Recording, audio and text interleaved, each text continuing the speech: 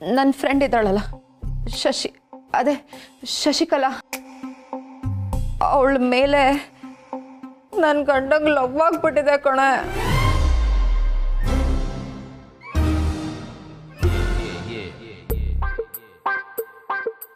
ಇಂಥ ಚಾನ್ಸ್ ಎಲ್ಲ ನಮ್ಗೆ ಸಿಕ್ಕುದೇ ಇಲ್ಲ ಮರ್ರೆ. ಬಹುಶಃ ಶಿವವರಿಗೆ ಮಚ್ಚೆ ಇರ್ಕಕ್ಕ ಅಂತ. ಕಾಶಿ ಅವರೇ ಸುಮ್ಮನೆ ಜೋಕ್ ಜೋಕ್. ಏನ್ ಜೋಕು? ಇಲ್ಲಿ ನಮ್ಮ ಅಕ್ಕನ ಸಂಸಾರ ಹಾಳಾಗ್ತಿದೆ, ನಿಮಗೆ ಜೋಕಾ ಬೇಕಾ? ಬೇಡ, ಹಂಗೂ ನಿಂಗೆ ಕೊಡ್ಕೆ ಅಮ್ಮಂಗಿದ್ರೆ ಎಲ್ಲರ ಎದುರು ಕೊಡ್ಬೇಡ, ನಂಗೆ ನಾಚಿಕೆ. ಅಕ್ಕ ಮುಂದೇನಾಯ್ತು ನೀನು ಹೇಳು. ನನ್ನ ಗಂಡ ನನ್ನನ್ನು ಬಿಟ್ಟು ಅವಳ ಮೇಲೆ ಇಂಟ್ರೆಸ್ಟ್ ತೋರಿಸ್ತಿದ್ದಾರೆ. ಅವಳ ಹತ್ರನೇ ಮಾತಾಡ್ತಿರ್ತಾರೆ, ಶಾಲ್ಸ್ ಅಂತ ಕರಿತಿರ್ತಾರೆ. ಅವಳು ಇವ್ರನ್ನ ಶೀಪ್ಸ್ ಅಂತ, ಶಾಲ್ಸ್ ಅಂತೆ ಶೀಪ್ಸ್ ಅಂತೆ. ದೇವ್ರೆ ದೇವ್ರೆ, ನಾನು ಅವತ್ತೇ ಬಡ್ಕೊಂಡೆ, ಕೇಳ್ದ ನನ್ನ ಮಾತು. ಇವಾಗ ನೋಡು, ವಿಷಯ ಇಲ್ಲಿವರೆಗೂ ಬಂದಿತ್ತಂದ್ರೆ ನೀವೇನು ಯೋಚನೆ ಮಾಡಬೇಡಿ. ನಾನು ಚೌಟ್ರಿ ಇತ್ತು ಅಂದೇಳಿ ಕಣ್ಕೊಂಡು ಬತ್ತೆ. ಯಾಕಂದ್ರೆ ಮದುವೆ ಸೀಸನ್ ಅಲ್ದ, ಚೌಟ್ರಿ ಸಿಕ್ಕುದಿಲ್ಲ ಈಗ. ಕಾಶಿ ಅವರೇ, ನಾನು ಅಷ್ಟು ಸುಲಭವಾಗಿ ನನ್ನ ಗಂಡನ ಬಿಟ್ಕೊಡಲ್ಲ. ನಾನು ಸೀರಿಯಲಲ್ಲಿ ಬರೋ ತ್ಯಾಗ ಮೂರ್ತಿ ಅಲ್ಲ.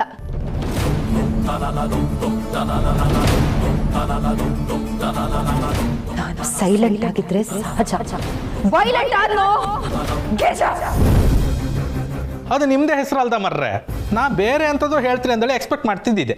ಕಾಶಿ ಅವರೇ, ಗಂಡ ಅಂತಲೂ ನೋಡಲ್ಲ, ಹೋಗಲು ಬರಲು ಅಂತ ಬೈದ್ ಬಿಡ್ತೀನಿ. ಸುಮ್ಮನೆ ತಿಪ್ಪು ನಿಂತ್ಕೊಳ್ಳಿ. ಅಕ್ಕ ನೀನೇನು ಟೆನ್ಷನ್ ಮಾಡ್ಕೊಂಬೇಡ, ನನ್ನ ಹತ್ರ ಒಂದು ಐಡಿಯಾ ಇದೆ. ಹಾಗೆ ಮಾಡಿದ್ರೆ ಎಲ್ಲ ಸರಿ ಹೋಗುತ್ತೆ. ಹೇಗೆ?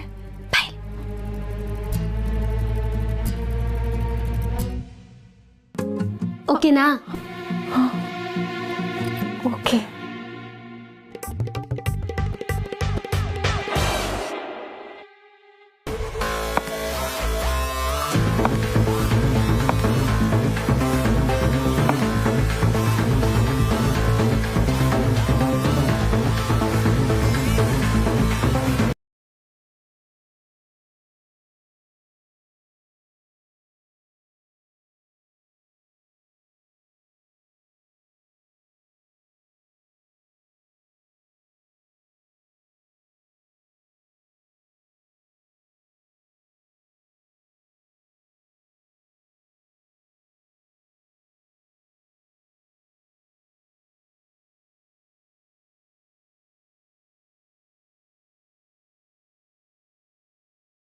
ಮೇಡಮ್ ಎಕ್ಸ್ಕ್ಯೂಸ್ ಮೀ, ತಾವು ಶಿವು ಅವ್ರನ್ನ ನೋಡ್ಬೇಕಿತ್ತು.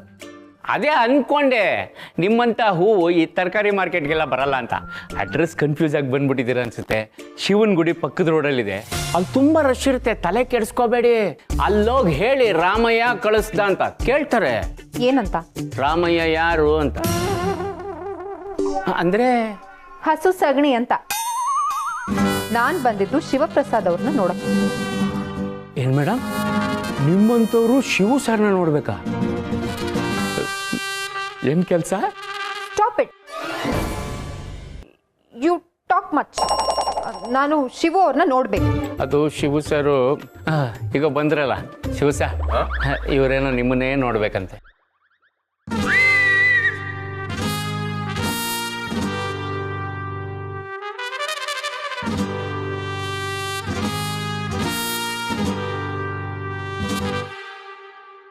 ಮೇಡಮ್ಗಳೇ, ನಿಮ್ದು ಏನೇ ಕೆಲಸಗಳಿದ್ರು ನನಗೆ ಹೇಳಿ. ನಮ್ಮ ಶಿವು ತುಂಬ ಬ್ಯುಸಿಯಾಗಿರ್ತಾನೆ, ನಾನು ಮಾಡ್ಕೊಡ್ತೀನಿ. ಸುಂದರ ಮೇಡಮ್, ಮೈಸೆಲ್ಫ್ ಭಾಸ್ಕರ್ ಅಂತ. ನೀವು ಏನೇ ಕೆಲಸ ಇದ್ರು ನನ್ನ ಹತ್ರ ಹೇಳಿ, ಚಿಟಿಕೆ ಹೊಡಿಯೋದ್ರಲ್ಲಿ ಮಾಡ್ಕೊಟ್ಬಿಡ್ತೀನಿ. ಇವನಿಗೆ ಅಷ್ಟು ಕೆಲಸ ಬರಲ್ಲ, ಇನ್ಎಕ್ಸ್ಪೀರಿಯನ್ಸ್ಡ್. ಐ ಆಮ್ ಸಾರಿ, ನಾನು ಶಿವು ಅವ್ರ ಹತ್ರನೇ ಮಾತಾಡಬೇಕು. Thank you very much madam. ನಾನು ಶಿವಪ್ರಸಾದ್, ವರ್ಕಿಂಗ್ ಇನ್ ರಾಜಾ ಚಡ್ಡಿ ಮತ್ತು ಬನಿಯನ್ಗಳು. ಇದನ್ನು ನೀವು ಹೊರಗೂ ಹಾಕೋಬಹುದು. ಹೇಳಿ ಮೇಡಮ್, ನಾನು ನಿಮಗೇನು ಸಹಾಯ ಮಾಡಲಿ? ಹಾಯ್, ನಾನು ಶೀಲಾ ಅಂತ. ಓಹೋ ನಮಸ್ಕಾರ. That's okay. ನಾನೊಂದು ಹೊಸ ಶೋರೂಮ್ ಓಪನ್ ಮಾಡ್ತಾ ಇದ್ದೀನಿ. ಆರ್ಡರ್ಸ್ ಕೊಟ್ಟು ಹೋಗೋಣ ಅಂತ ಬಂದೆ. Oh thank you very much madam. ನಿಮಗೆಲ್ಲ ಥರ ಡಿಸೈನ್ಸು ವೆರೈಟೀಸು ತೋರಿಸ್ತೀನಿ. ನೀವು ಕ್ವಾಲಿಟಿ ಚೆಕ್ ಮಾಡಿ ಓಕೆ ಅಂತ ಹೇಳಿಬಿಟ್ರೆ ಪ್ಯಾಕೇಜಿಂಗ್ ಅವ್ರಿಗೆ ಹೇಳ್ಬಿಡ್ತೀನಿ. ಬೆಂಗಳೂರು ಆದರೆ same day delivery, out of Bangalore ಆದರೆ 2 days ಬೇಕಾಗುತ್ತೆ. ಪ್ಲೀಸ್ ಕೂತ್ಕೊಳ್ಳಿ ಮೇಡಮ್. ಪರವಾಗಿಲ್ಲ. ನಿಮ್ಮೆಲ್ಲ ಕ್ವಾಲಿಟೀಸು ನನಗಿಷ್ಟ ಆಗಿದೆ ಶಿವಪ್ರಸಾದ್. ಚೆಕ್ ಮಾಡೋದೇನು ಬೇಡ, ಏನೇನಿದೆ ಎಲ್ಲ ಒಂದೊಂದು ಪ್ಲೇಟ್ ಕೊಟ್ಬಿಡಿ. ಪ್ಲೇಟಾ? ಓ, ಪ್ಲೇಟ್ ಅಂತ ಕೇಳಿಸ್ತಾ? ನೋನು ಪ್ಯಾಕೆಟ್. ಓ, ಎಲ್ಲ 1,000 ಪ್ಯಾಕೆಟ್ ಕಳಿಸ್ಬಿಡಿ. 1000 ಪ್ಯಾಕೆಟ್ಸ್? ಶಿವಪ್ನೇ ಹೊಡೆದಲ್ಲಪ್ಪನೇ ಜಾಕ್ಪಾಟ್ಗಳು. ಈ ಸತಿ ನಿನಗೆ ಬೆಸ್ಟ್ ಎಂಪ್ಲಾಯ್ ಅವಾರ್ಡ್ಗಳು. Thank you very much madam. Madam, ನಮ್ಮ ಇಡೀ ಕಂಪ್ನಿಲೇ 1000 ಪ್ಯಾಕೆಟ್ ಚಡ್ಡಿಗಳನ್ನ ಮಾರ್ತಾ ಇರೋ ಏಕೈಕ ಸೇಲ್ಸ್ ಮ್ಯಾನ್ ನಾನೇ ಅನ್ಸುತ್ತೆ. ಅದಕ್ಕೆ ನೀವೇ ಕಾರಣೀಭೂತರು. ನಿಮಗೆ ಥ್ಯಾಂಕ್ ಯು, ಧನ್ಯವಾದ, ಶುಕ್ರಿಯಾ. ಥ್ಯಾಂಕ್ಸ್ನ ಒಂದು ಕಾಫಿ ಕೊಡಿಸಿ ಹೇಳ್ಬೋದಲ್ವಾ? ಅಯ್ಯೋ, why not, by all means. Ramaiah 2 coffee ಬಿಸಿ ಇರಲಿ. ನಡೀರಿ ಮೇಡಮ್. ಶಿವಪ್ನೇ ನಾನು ನಡಿ.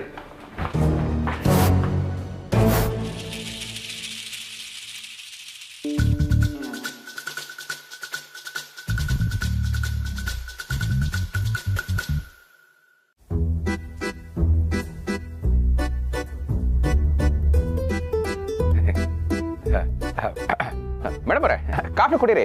ಕಾಫಿ ಬಿಸಿ ಆಗಿರುವಾಗಲೇ ಕುಡಿಬೇಕು, ಇಲ್ಲಾಂದ್ರೆ ಏನಾಗುತ್ತೆ ಗೊತ್ತಾ? ಏನಾಗುತ್ತೆ? ಆರೋಗುತ್ತೆ ಅಷ್ಟೇ. ಕುಡೀರಿ. ನನಗೆ ಕೋಲ್ಡ್ ಕಾಫಿ ಕುಡ್ದೇ ಅಭ್ಯಾಸ ಶಿವಪ್ರಸಾದ್. ಮೇಡಮ್ ಅವರೇ, ಎಲ್ಲ 1000 ಪ್ಯಾಕೆಟೇ ಕೊಡೋದಲ್ವಾ ಆರ್ಡ್ರು? ಆಬ್ವಿಯಸ್ಲಿ. ಆಹಾ, ಇಷ್ಟು ದೊಡ್ಡ ಆರ್ಡ್ರು ನನ್ನ ಲೈಫಲ್ಲೇ ನನಗೆ ಸಿಕ್ಕಿರಲಿಲ್ಲ. ಈ ವಿಷಯ ನನ್ನ ಹೆಂಡತಿ ಕೇಳಿದ್ರೆ ತುಂಬಾ ಖುಷಿ ಪಡ್ತಾಳೆ. ಕಮಾನ್ ಶಿವು, ನಿಮ್ ಕಣ್ ಮುಂದೆನೆ ಇಷ್ಟು ಚೆನ್ನಾಗಿರೋ ಹುಡುಗಿ ಇರೋವಾಗ ಬರೀ ಹೆಂಡತಿ ಬಗ್ಗೆನೇ ಮಾತಾಡ್ತಿದ್ದೀರಲ್ಲ, ಯಾಕೆ? ನಾನು ಸುಮ್ಮನೆ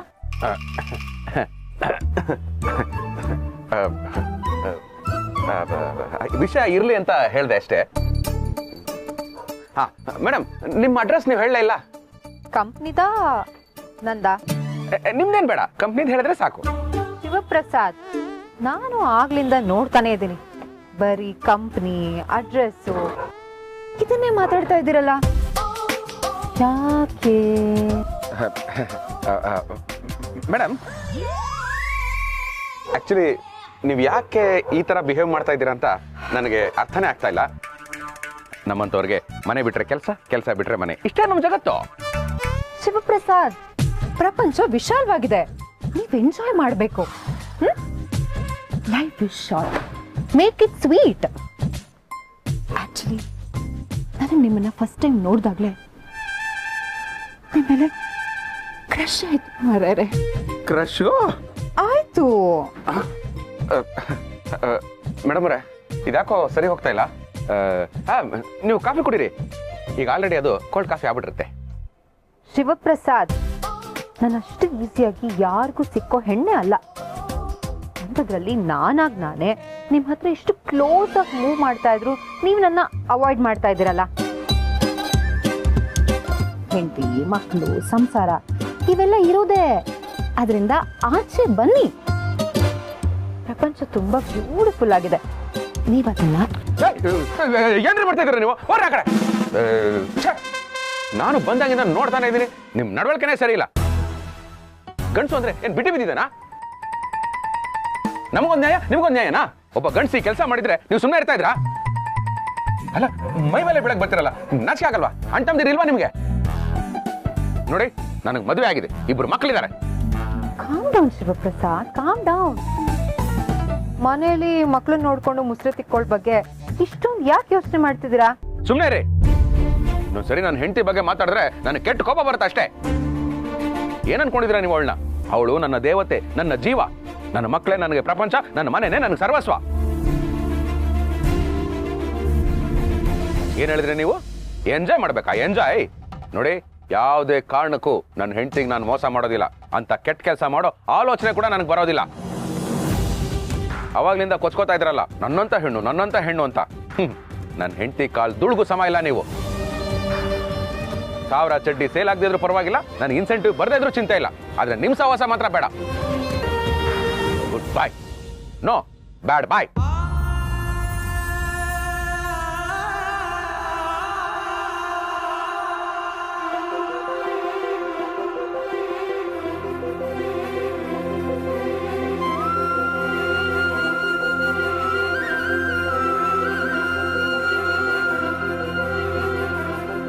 ಅವಳು ನನ್ನ ದೇವತೆ, ನನ್ನ ಜೀವ, ನನ್ನ ಮಕ್ಕಳೇ ನನಗೆ ಪ್ರಪಂಚ, ನನ್ನ ಮನೆನೇ ನನಗೆ ಸರ್ವಸ್ವ. ನನ್ನ ಹೆಂಡತಿ ಕಾಲ್ ದುಳುಗು ಸಮ ಇಲ್ಲ ನೀವು.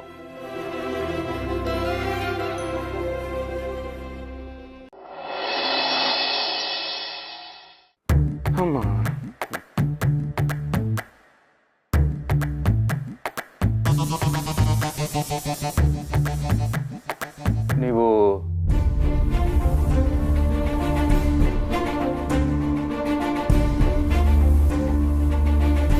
Hi handsome. ನೀವ್ಯಾಕ್ರೆ ನಮ್ಮನೆಗೆ ಬಂದ್ರೆ? ಹೇಳಿದ್ನಲ್ಲ, ನಿಮ್ಮನ್ನ ಪಡ್ಕೊಳ್ಳೋದಕ್ಕೋಸ್ಕರ ನಾನು ಏನು ಬೇಕಾದರೂ ಮಾಡ್ತೀನಿ. ನಿಮ್ಮ ಮನೆ ಹುಡ್ಕೋದೇನು ನನಗೆ ಕಷ್ಟ ಆಗಲಿಲ್ಲ. ನೋಡಿ, ಒಂದು ಹೆಣ್ಣಿನ ಮೇಲೆ ಕೈ ಮಾಡಬಾರ್ದು ಅಂತ ಸುಮ್ಮನೆ ಇದ್ದೀನಿ. ನನ್ನ ತಲೆ ಕೆಡಕ್ಕೂ ಮುಂಚೆ ದಯವಿಟ್ಟು ಇಲ್ಲಿಂದ ಹೊರಟೋಗಿ.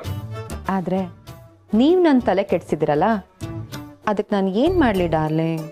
ಡಾರ್ಲಿಂಗ್, ನೋಡಿ, ಇದೆಲ್ಲ ಚೆನ್ನಾಗಿರಲ್ಲ. ನಾನೊಬ್ಬ ಪ್ರಾಮಾಣಿಕ ವ್ಯಕ್ತಿ ಅಷ್ಟೇ ಅಲ್ಲ, ಸಂಸಾರದಲ್ಲೂ ಪ್ರಾಮಾಣಿಕ. ನನ್ನ ಹೆಂಡತಿ ಜಾಗದಲ್ಲಿ ಬೇರೆ ಯಾವ ಹೆಣ್ಣು ನನ್ನಿಂದ ಊಹಿಸ್ಕೊಳ್ಳೋಕ್ಕೂ ಸಾಧ್ಯ ಇಲ್ಲ. ನೋಡಿ, ದಯವಿಟ್ಟು ಇದನ್ನೆಲ್ಲ ಇಲ್ಲೇ ಬಿಟ್ಟು ಹೊರಟೋಗಿ. ಹೇಗೆ ಬಿಡ್ಲಿ? ಬಿಡೋದೇ ಆದ್ರೆ ನೀವು ನಿಮ್ಮ ಫ್ಯಾಮಿಲಿನ ಬಿಟ್ಬಿಡಿ.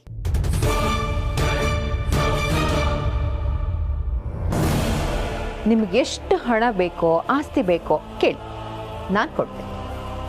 ಆಸ್ತಿನ ಬೆಂಕಿ ಬೀಳಿ ನಿಮ್ಮ ಆಸ್ತಿಗೆ.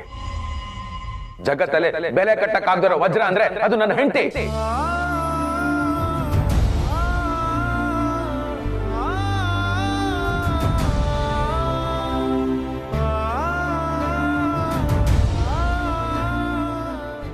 ಅವಳನ್ನ ನೀವಲ್ಲ, ಬೇರೆ ಯಾರಿಂದನೂ ರಿಪ್ಲೇಸ್ ಮಾಡಕ್ಕಾಗಲ್ಲ. ನಾನು ನನ್ನ ಜೀವ ಬೇಕಾದ್ರೂ ಬಿಡ್ತೀನಿ, ನನ್ನ ಗಿರಿನ ಬಿಡಲ್ಲ. ನಾನು ಎಲ್ಲ ಕಳ್ಕೊಂಡು ಬೀದಿಗೆ ಬಿದ್ರು ನನ್ನ ಹೆಂಡತಿ ಕೈ ನನ್ನ ಹೆಗಲ ಮೇಲೆ ಇರುತ್ತೆ. ಅದು ನನ್ನನ್ನ ಮತ್ತೆ ಎದ್ದು ನಿಲ್ಲೋ ಹಾಗೆ ಮಾಡುತ್ತೆ. ಮಾಸ್ತಿ ಹಣಕ್ಕೆಲ್ಲ ಕರಗೋ ಪ್ರೀತಿ ನಮ್ದಲ್ಲ. ನನ್ನ ಹೆಂಡತಿ ನಿಮ್ ತರ ಬಣ್ಣ ಬಣ್ಣದ ಬಟ್ಟೆ ಹಾಕಲ್ಲ. ನಿಮ್ ಹಾಗೆ ಬಣ್ಣ ಬಣ್ಣದ ಮಾತುಗಳಾಡೋದಕ್ಕೆ ಅವಳಿಗೆ ಬರೋದಿಲ್ಲ. ಆದ್ರೆ ನನ್ನ ಬದುಕಿಗೆ ಬಣ್ಣ ಕೊಟ್ಟಿದ್ದು ನನ್ನ ಗಿರಿ. ಶಿವಪ್ರಸಾದ್ ಸಂಸಾರದ ಬಗ್ಗೆ 4 ಜನ 4 ಒಳ್ಳೆ ಮಾತಾಡ್ತಾರೆ ಅಂದ್ರೆ ಅದಕ್ಕೆ ಕಾರಣ ನನ್ನ ಹೆಂಡತಿ ಗಿರಿಗಿರಿ.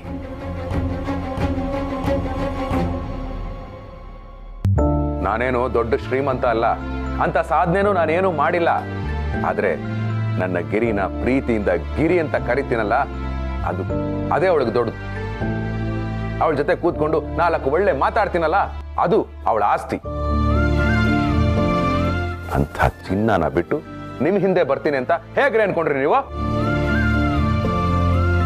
ನನ್ನ ನಾಲ್ಗೆ ಕತ್ತರಿಸಿ ಕತ್ತು ಕೊಯ್ದು ಬೆಟ್ಟದ ಮೇಲಿಂದ ತಳ್ಳಿದ್ರು ನನ್ನ ಮನಸ್ಸಲ್ಲಿ ಉಳ್ಕೊಳ್ಳೋದು ಒಂದೇ ಒಂದು ಹೆಸರು, ನನ್ನ ಹೆಂಡತಿ ಗಿರಿಜಾ.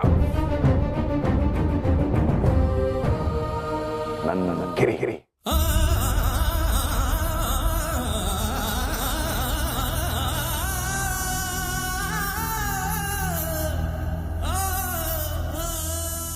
ಇಷ್ಟೆಲ್ಲ ಪ್ರೀತಿ ಇಟ್ಕೊಂಡಿರೋ ನನ್ನ ಹೆಂಡತಿನ ಬಿಟ್ಟು ನಿಮ್ ಹಿಂದೆ ಬರ್ತೀನಿ ಅಂತ ಕನ್ಸ್ ಕೂಡ ಕಾಣ್ಬಿಡಿ.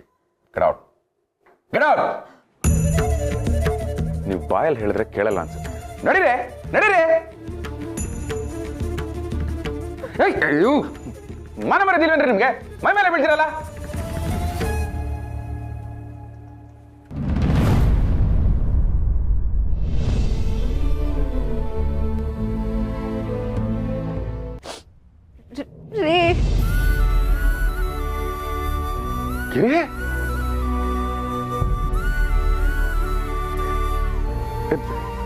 ನೀನಾ? ಏನ ನಿನ್ ವೇಷ? ಅದು ನಿಮ್ಮನ್ನ ಟೆಸ್ಟ್ ಮಾಡಬೇಕು ಅಂತ ಹೀಗೆ ರೆಡಿ ಆದರಿ. ಸಾರಿ. ಟೆಸ್ಟಾ?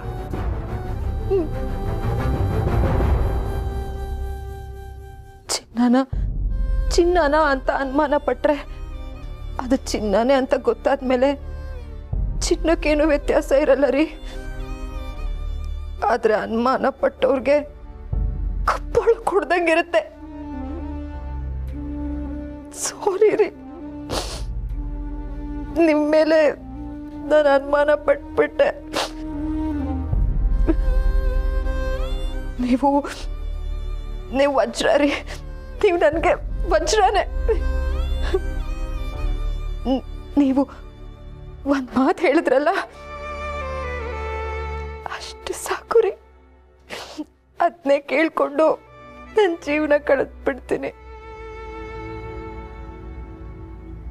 ಸಾರಿ ಸಾರಿ.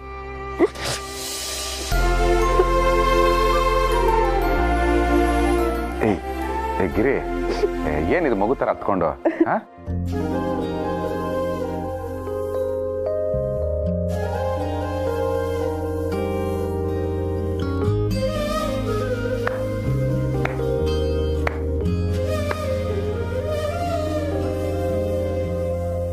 ಇದ್ರಲ್ಲಿ ನಿನ್ ತಪ್ಪೇನು ಇಲ್ಲ ಆಗಿ. ಮೋಸ್ಟ್ಲಿ ನನ್ನ ಶಿಪ್ಸ್ ಕ್ಲೋಸ್ನೆಸ್ ನೋಡಿ ನಿನ್ಗಾಗಿ ಫೀಲ್ ಆಗಿರ್ಬೋದು. ಪ್ರಾಬಬ್ಲಿ ನಿನ್ಗೆ ಅನ್ಸೋ ಮಟ್ಟಿಗೆ ನನ್ನ ಬಿಹೇವಿಯರ್ ಇರ್ಬೋದು ಕೂಡ. ಬಟ್ ಫ್ರಾಂಕ್ಲಿ ಸ್ಪೀಕಿಂಗ್ ನನಗೆ ಶೀಪ್ಸ್ ಮೇಲೆ ಆ ಥರದ್ದು ಯಾವುದೂ ಫೀಲಿಂಗ್ಸ್ ಇಲ್ಲ ಆಗಿ. ನನ್ನಿಂದ ನಿಮ್ಮಿಬ್ಬರಿಗೆ ಬೇಜಾರಾಗಿದ್ರೆ I am extremely sorry. It's okay. ಹೇಗೋ ಎಲ್ಲ ಸರಿ ಹೋಯ್ತಲ್ಲ, ಅಷ್ಟು ಸಾಕು. ನಾನು ಆ ದೇವ್ರ ಹತ್ರ ಬೇಡ್ಕೊಳ್ಳೋದು ಒಂದೇ, ನನಗೂ ನಿನಗೆ ಸಿಕ್ಕಿರೋ ಥರನೇ ಹೆಂಡತಿನ ಪ್ರೀತಿಸೋ ಗಂಡ ಸಿಗ್ಲಿ ಅಂತ. ಓಕೆ, ಲೇಟ್ ಆಗುತ್ತೆ, ನಾನು ಪ್ಯಾಕ್ ಮಾಡ್ಕೋಬೇಕು, ನಾನು ಹೊರಡ್ತೀನಿ. ರೀ, ನಾನು ಅವಳಿಗೆ ಹೆಲ್ಪ್ ಮಾಡ್ತೀನಿ. ಬಾಯ್ ಶೀಪ್ಸ್.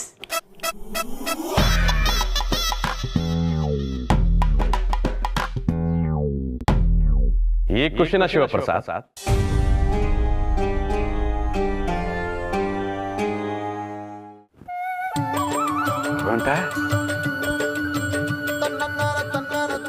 ಭಗವಂತ, ನನ್ಗೊಂದು ಡೌಟು.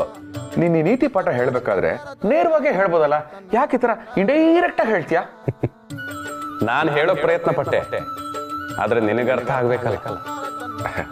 ಅದು ನಾನು ಮನುಷ್ಯನೇ, ಅವಾಗವಾಗ ಗೊತ್ತಿಲ್ಲದೆ ತಪ್ಪಾಗ್ಬಿಡುತ್ತೆ.